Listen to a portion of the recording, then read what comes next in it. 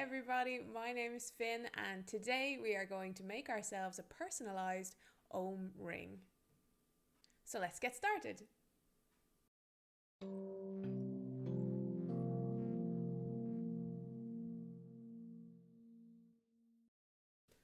I've included a link in the description to this image here, and this is the Ogham alphabet, which is a medieval form of writing used in Ireland. And it usually was carved onto rocks, but you can see it's like a series of dashes around a central line. And we're going to use this alphabet to write our name on a ring.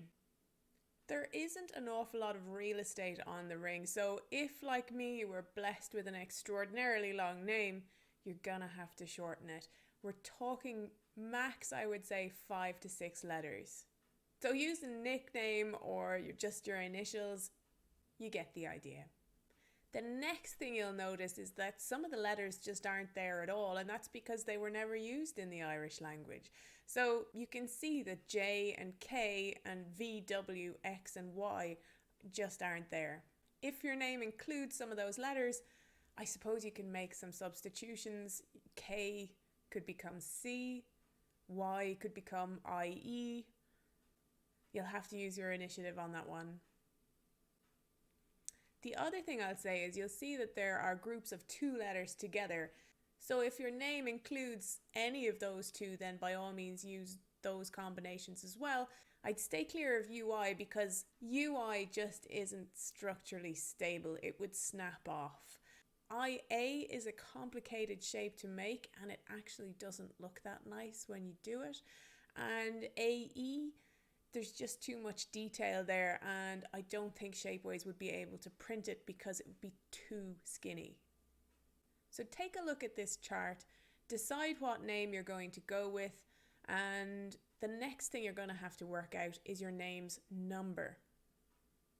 I'm going to go with Cora because it's a nice short name and it also includes the diagonal lines, which are a little bit more complicated than the straight lines. We're going to work out a number for your name, and basically this is just so that when we come to make the ring in Blender, all the lines and dashes are evenly spaced. Once you've written out your name, I want you to give 1 point for every dash that occurs and 1 point for every space between the dashes that occur. And then the spaces in between the letters are going to get 5 points. Don't forget to include the space at the end of your ring as well. In our Cora example, you can see that C has a value of 7, the O has a value of 3, the OR has a value of 9, and the A has a value of 1. So once you have all those numbers, including the spaces, I want you to add them all up together. And for this step, I got 40. And we're nearly there. All I want you to do is multiply whatever number you got by 2, and that is the number you're going to need for your name. Now that we've worked out our name's number, it's time to start up Blender and make our ring. Open up Blender and click General on the splash screen. We don't need any of those, so press A for select all, X for delete, and select delete. As ever, we want to select something that most closely resembles the finished piece. So for this, we're going to use a cylinder. So press Shift A for add, pick mesh, slide over to the list of primitives and click cylinder. Now before you click anywhere else, go to the bottom left-hand corner, click on the add cylinder list. And where it says vertices, I want you to add in your name's number. So for Cora that we're doing today, that was 80. So click in there and add in 80. Obviously the radius is going to be different depending on the size of your finger, but for me a radius of 8 millimeters works really well. So I'm going to put in a radius of 8 millimeters. Just type 8 mm and press enter. For the depth, I'm going to put in 2 millimeters, so 2 mm and press enter. And where it says cap fill type, I want you to click on the drop down list and select nothing. Okay, I think we're set up. If you press the full stop on your numpad, it should zoom in. And there's our ring.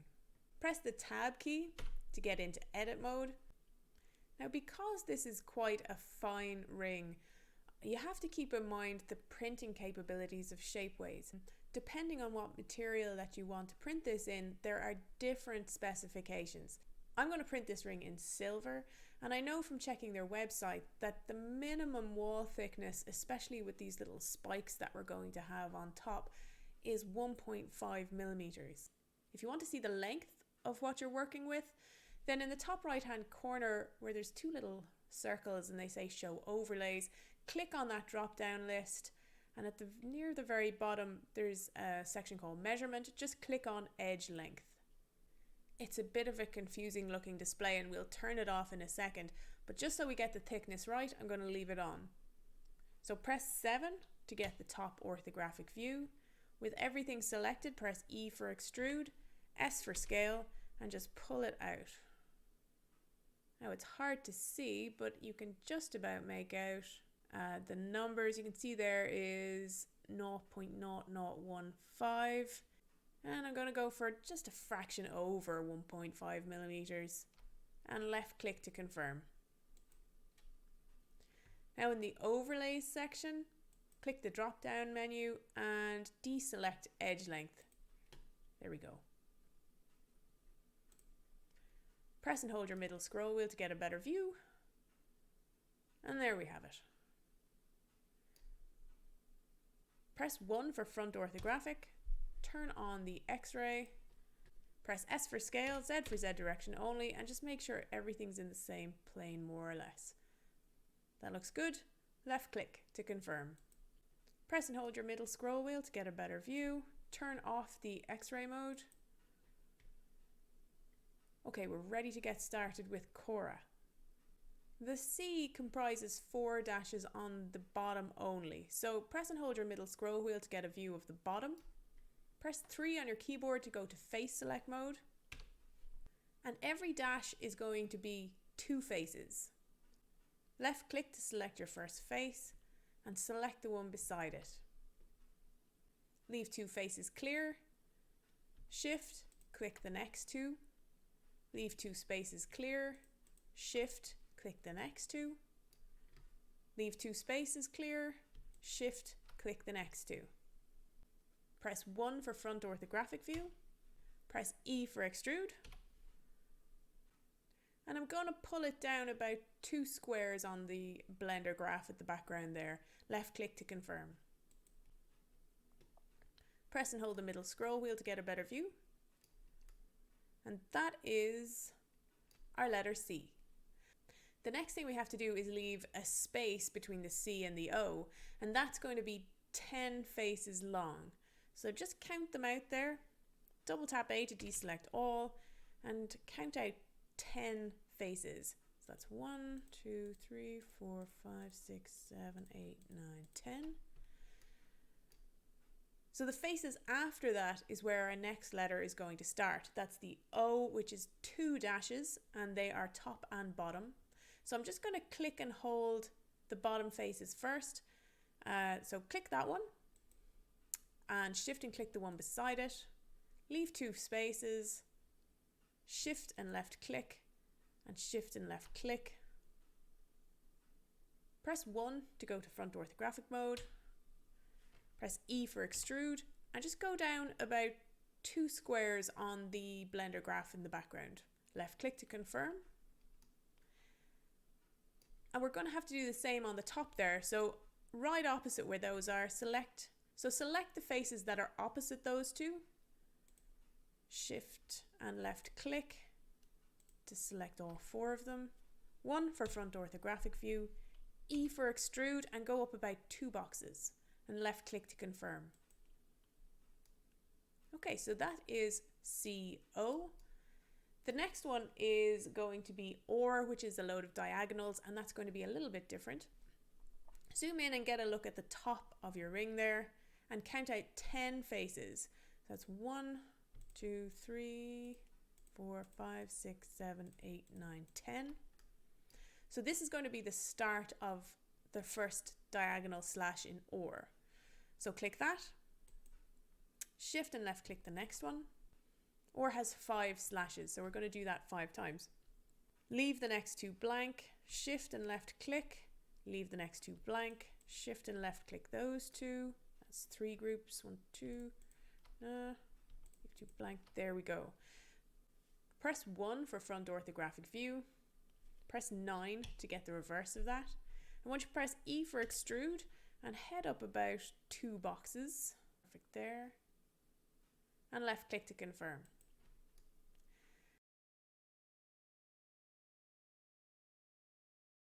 So instead of selecting those 2 squares, we're going to select that one and the one to the left of it. And we're going to do the same for all of them along there. So it's still leave 2 faces blank and select 2 faces, but they're kind of offset by 1. Press 1 for front orthographic, 9 for the reverse of that, E for extrude, and bring it down about 2 boxes and left click.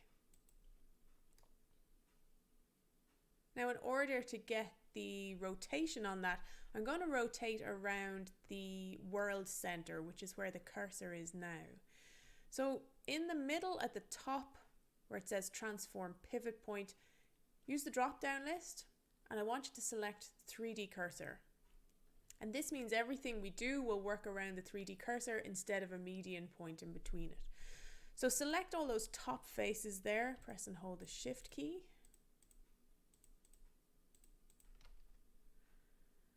And just get a better view. I'm going to press R for rotate, Z for Z direction only, and just move them over to the side ever so slightly. Left click to confirm. Yep, that looks pretty nice. We're going to do the same with the bottom, but obviously we're going to rotate them the opposite direction. So select all the faces on the bottom. There we go.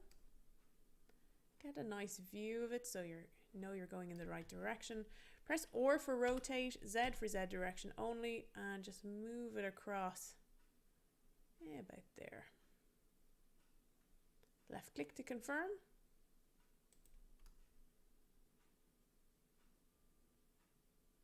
Okay, that looks good. So looking at the top, we're going to have to leave another 10 spaces in between the R and the A. So I'm just going to count them out there. That's 1, 2, 3, 4, 5, 6, 7, 8, 9, 10. And then the A is a very simple, it's just 1 dash. So I'm going to select that face and the one beside it. And press 1 for front orthographic view, E for extrude, and just pull it up about 2 boxes and left click to confirm. And I'm going to do the same on the bottom, right opposite it. Select that face and that face. 1 for front orthographic view, E for extrude, and just pull it down to about 2 boxes. Left click to confirm. And there we have it. We have all our letters now, that's C, O, or A. So over on the right hand side where, it's the, where you can see the little monkey wrench, just click on that, click add modifier, and underneath the generate list, pick subdivision surface. Move those 2 numbers up to 3. Press tab to go into object view, give you a better view of your object. Yeah, that's looking nice.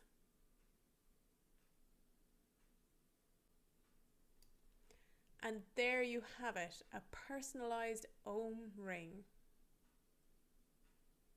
Once you've got to that stage, go up to the top left hand corner, press file and save. I'm just going to save mine to the desktop. I'm going to call it ogham_co.blend. Save Blender file. And don't forget to produce the STL file so you'll be able to print it with Shapeways. So press File, Export, slide across, and pick STL. It will already have filled in the name for you because you've already saved it. And just click Export STL. And that's it, our very own personalised Ogham ring. Thanks for watching. Don't forget to like and subscribe. And if you would like to buy me a coffee, then there is a link in the description. And I will see you in the next video. See you then.